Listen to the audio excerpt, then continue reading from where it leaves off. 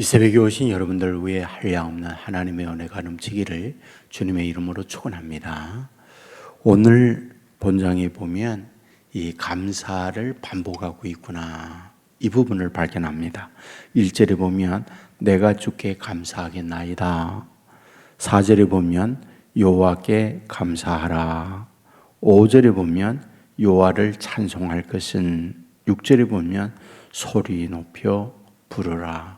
이상의 말씀은 하나님을 높이고 하나님을 찬양하는 내용을 담고 있구나 하는 걸 발견하게 됩니다. 그렇다면 오늘 여기서 이사야는 왜 하나님을 이와 같이 높이고 찬양하고 감사하고 있는 걸까? 이유가 뭐지? 라는 것입니다. 1절 하반절에 보면 주께서 나를 안위하시오니 나를 보호하고 지켜주었다. 또 2절에 보면 보라, 하나님은 나의 구원이시라.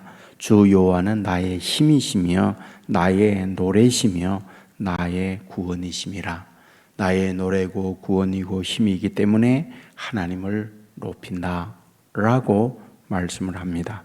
5절에 보면 극히 아름다운 일을 하셨음이니, 하나님께서 내 인생에 아름다운 일을 행하여 주셨다라고 말씀을 합니다. 여기서 아름다움이라고 할 때는 구원을 이야기하고 메시아를 보내서 내 인생의 문제를 해결해 주는 그런 분을 높일 때 사용하고 있는 이야기입니다. 이와 같이 계속해서 우리가 말씀을 앞에서 보았던 게 뭘까요? 하나님께서 유다가 타락하게 되어지자 그 위에 있는 아람과 북이스라엘을 채찍으로 사용했다. 동시에 아수르도 채찍으로 사용했다. 그런데 그들을 두 부족행으로 여기고 아궁이에 집어넣었다. 그리고 임마누엘 되시는 하나님께서 유다를 보호하고 지켜주신다. 그리고 그 남은 자에 대하여 하나님께서는 구원을 베풀어 주신다고 하는 말씀을 우리가 앞부분에서 보았습니다. 바로 이런 하나님에 대하여 어떠하다? 하나님을 높인다, 하나님을 찬양한다 라고 말씀을 하고 있는 거죠. 바로 이와 같은 베푸신 은혜에 대하여 감사하고 찬양을 하고 난 이후 너희들은 어떻게 살아가야 하느냐라는 부분을 말씀을 하고 있습니다. 4절에 보면 그의 행하심을 만국 중에 선포하며 그의 이름을 높다 하라. 만국 중에 하나님은 높다, 하나님은 힘이 있는 분이다 선포하고 알려야 한다. 5절에 보면 극히 아름다운 일을 하셨음이니 이를 온 땅에 알게 할지어다 라고 말씀을 합니다. 무슨 말일까요? 이것은 내가 만난 하나님에 대하여 하나님을 모르는 이들에게 내가 만난 하나님을 말하라, 이걸 얘기해요. 이게 상당히 중요한 일입니다. 성경에 보면 이 부분에 대하여는 여러 곳에서 우리들에게 부탁하고 있는 것을 보게 되잖아요. 우리가 사도행전 9장에 보면 바울이 다메섹에 가다가 예수 그리스도를 만나게 됩니다. 그리고 난 이후에 자기가 만난 하나님에 대하여 기회가 있을 때마다 간증을 해요. 우리가 사도행전 22장에 가면 예루살렘에 올라가요. 그러자 예루살렘에 있는 유다인들이 바울을 잡고 바울을 폭행을 가합니다. 네가 어떻게 해서 유대교 신학교에 공부하고 여기에서 배신하고 예수교로 가서 예수를 선정하고 말이나 되느냐, 이 배신자야? 그러면서 당시에 함께 지냈던 유대인들이 이 바울을 그렇게 괴롭히죠. 그때에 바울이 입을 열어 내가 그냥 바보처럼 너희들보다 못해서 예수를 믿고 유대교를 버린 줄 아느냐? 내가 예수 믿는 사람들이 다메섹에 엄청 많다는 얘기를 듣고 그들을 죽이기 위하여 체포영장을 가지고 갔었어. 그런데 갑자기 환한 빛이 내 얼굴에 비치고 쓰러졌지. 그리고 하늘로부터 음성이 들려오는 거야. 사울아 사울아 내가 어찌하여 나를 핍박하느냐. 그래서 내가 물었지. 주여 누구십니까? 나는 내가 핍박하는 예수다. 난 그때 예수님이 죽은 걸로 끝난 줄 알았더니 그분이 부활하셔서 하나님 나라로 가셨어. 나는 그때 알았지. 그분이 메시아라는 걸. 우리 모두가 다 우리 메시아를 기다리고 있지 않았나. 그 메시아가 예수님이었다는 걸, 예수님을 나는 만난 거야. 그러므로 그 예수님을 나는 전하게 되어졌다라고 하는 이야기를 하게 된 거죠. 여기서 굉장히 중요한 부분이 뭡니까? 내가 만난 하나님에 대하여 사람들에게 얘기하는 거예요. 사도행전 26장에 가면 또 반복적 말씀이 나와요. 그때는 사람들이 또 바울을 괴롭히고 힘들게 할 때 아그리빠 왕에게 체포해서 끌고 가서 재판을 받게 하는 내용이 나옵니다. 근데 그 아그리빠 왕 앞에서 바울이 자기가 만난 하나님에 대하여 말을 해요. 그리고 우리가 서신서에 보면 자기 경험한 얘기 얼마나 많이 합니까? 고난받은 얘기도 하고, 또한 삼청천에 들어가서 신비한 영적 체험한 이야기도 하고, 또한 곳곳에서 나는 전에 폭행자였으나 주님을 만나고 난 이후에 주님의 증인의 삶을 산다고 하는 이야기를 곳곳에서 하고 있는 걸 발견하게 됩니다. 오늘 우리가 믿는 예수님은 글자의 예수님, 글자의 하나님이 아니에요. 오늘도 살아계셔서 삶의 여정 속에 저와 여러분을 인도하고 저와 여러분을 주장하고 이끌어가는 분이잖아요. 그렇다면 우리가 그 하나님을 만나야 하잖아요. 오늘 이사야는 이걸 얘기해요. 사실 이사야가 여러분들 소명, 하나님의 부름을 받았던 것, 그리고 난 이후에 사명, 하나님의 일하심에 하나님의 사명을 받았던 것, 그게 어디입니까? 우리가 앞부분 이사야 6장에서 보았습니다. 우시아가 죽던 해에 예루살렘 거기에서 성전에 들어가게 됩니다. 그리고 하늘 보좌에 앉으신 하나님을 만나게 됩니다.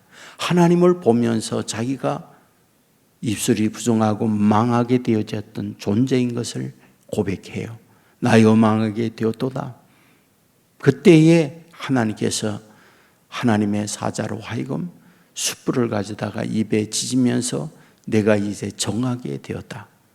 이제 내가 누구를 보낼꼬? 라고 할 때 나를 보내소서 라고 하면서 하나님께서 이사야에게 사명을 주었던 걸 봅니다. 여러분, 이사야의 사역의 아주 핵심적인 게 뭡니까? 전에는 하나님을 만나지 못하고 살아갔습니다. 그런데 하나님을 만나고 난 이후에 그의 인생이 완전히 바뀌게 되는 걸 보게 되잖아요. 여러분에게 제 간증 이야기를 참 기회 있을 때마다 많이 드렸습니다. 저는 어릴 때마다 우리 어머니께서 너는 커서 목사가 되거라, 너는 커서 목사가 되거라, 그런 이야기를 많이 들으면서 컸습니다. 청년이 돼서 앞으로 내 진로에 관하여 어떻게 해야 할까, 이런 고민을 하고 있을 때, 그렇지, 어머니께서 나를 목사가 되라고 하는 이야기, 이 부분 좋지만은 하나님의 부름을 받아야 한다. 그리고는 칠보산 기도원에 가서 일주일 처음 금식을 하면서 하나님 앞에 기도할 때에 그 기억이 지금도 생생하게 나요. 한 나흘째 되는 밤, 그때는 통행음지 사이렌에 있는 그때인데 사이렌 소리가 들리고 아마 1-2시, 2시 이렇게 됐을 거예요. 그때 계속해서 산에서 기도를 드리는데 여러분에게 여러 번 말했지만은 저는 하나님의 음성이라고 하는 것이 늘 제 생각에 바울에게 들려주었던 사울아 사울아 내가 어찌하여 나를 핍박하느냐 이렇게 하듯 어떤 하늘로부터 음성, 큰 음성, 에코가 있는 가운데 짱짱하게 이렇게 들려오는 줄 알았어요. 근데 저에게 들려오는 하나님의 음성은 저 멀리에서 저에게 아주 그 세미한 음성으로 내가 너를 베드로처럼 쓰리라 이렇게 음성이 들려와요. 그때 하나님을 이제 만나가지고 저는 여러분에게 말했지만 베드로는 제가 싫어했거든요. 바울과 같은 사람 되리라 하면 좋았을 텐데 제가 싫어하는 베드로처럼 쓰리라. 그런 음성을 제가 들은 거예요. 그리고 난 이후에 하나님께서 나를 불러주셨구나. 이런 사명을 그때 받고 이제 신학을 하고 목사가 되어졌는데 제가 목회하면서 저의 지금도 싸움이 있어요. 지금도 싸움이라는 것은 늘 하나님의 인도를 받는 것. 그게 항상 제가 싸움이에요. 항상 매 새벽마다 빼놓지 않고 제가 기도하는 그것은 하나님, 제 영의 눈이 밝아지게 하소서. 하나님의 일하심을 보게 하옵소서. 제 영의 귀가 밝아져서 자연을 통해 사람을 통해 사건을 통해 들려오는 하나님의 음성을 듣게 하여 주옵소서. 정말 이 기도는 언제나 빼놓지 않는 기도예요. 왜? 여러분 우리가 살아가면서 하나님께서 이렇게 일하신다고 하는 거 보고 듣는 것과 내 주위에 일어나는 자연이라든지 사건이라든지 이런 것만 보고 사는 건요, 제 경험으로 하늘과 땅만큼 차이가 있어요. 힘들고 어려울 때 하나님의 음성과 하나님의 인도받는다는 것은요, 어떤 세상에 보약을 먹는 것과 비교 안 되는 하늘의 힘을 얻거든요. 이건 체험이에요. 저는 여러분에게 그런 영적 체험이 있어서 오늘 본문에 이사야가 반복해서 얘기를 하는 거예요. 내가 만난 하나님을 만국 중에 선포하며 살게 하겠다. 아름다운 이름을 온 땅에 알게 할지어다. 이 부분에 대하여 우리가 내가 이렇게 만났습니다. 이런 하나님의 은혜가 있습니다. 이런 간증을 하고 고백을 하면서 살아간다면 이것처럼 신나는 일이 어디 있겠습니까? 최고의 전도는 예수 믿고 구원받으세요. 이것도 좋지만은 여러분 일상, 여러분 가정에서, 여러분 직장에서, 여러분 이웃에서 다르게 사는 거예요. 그 주위에 있는 분들이 우리하고 다르네. 왜 저렇게 우리하고 다르게 살까? 그러면 내가 믿는 하나님, 내가 믿는 주님이 내 인생을 이렇게 끌어간다고 하는 그 감정, 그것이 최고의 전도가 아닌가, 저는 그런 생각이 듭니다. 여러분에게 여러 차례 얘기했죠. 이사할 때에 여러분이 살던 집 깨끗하게 청소하고 가시라고. 그리고 골패 같은 건 떼지 말고 가라고. 그리고 새로 이사 오는 분이 이 사람은 다른 집과 다르구나. 그런 삶의 흔적을 남기고 떠나라고. 그런 부탁을 늘 드리잖아요. 네, 저는 제 개인적으로 할 수만 있다면 손해보고 사는 인생이 되면 좋겠다 하는 생각 늘 합니다. 정말 손해보고 사는 인생이 되면 너무너무 좋겠다. 예? 여러분 전부 다 자기의 욕심과 자기의 이익을 추구하면서 하는 게 인생이잖아요. 그런데 손해보는 거예요, 내가. 그럴 수만 있다면 얼마나 좋을까. 그렇다고 그러면 이 어두운 세상을 밝혀지는 것이고, 그럴 수만 있다고 그러면 뭘까요? 사랑이 그들에게 전달되는 거고, 이것이 세상을 변화와 구원시키는 힘이 아닐까, 이런 생각이 드는 거죠. 여러분, 오늘 이 아침에도 이런 마음으로 하나님께 기도하고 주의 인도 받는 저와 여러분 되기를 주의 이름으로 축원합니다. 기도하겠습니다. 은혜가 풍성한 아버지 하나님, 잠든 우리를 깨워주시니 정말 감사합니다. 오늘 이사야는 하나님께 감사하는 내용을 담고 있는 것을 봅니다. 여호와는 나의 힘이고 나의 구원이시고 나를 이끌어가는 분이기 때문에 이와 같이 높이고 감사하고 있는 걸 봅니다. 이런 나에게 임한 하나님을 많은 사람들에게, 열국에게, 만국 중에 알리라고 하는 말씀을 보았습니다. 주여, 간절히 원합니다. 내가 만난 하나님, 나를 이끌어 가시는 축복의 하나님, 사람들에게 입을 열어 간증하고 선전하고 알릴 수 있는 하나님의 사람들 되게 하여 주옵소서.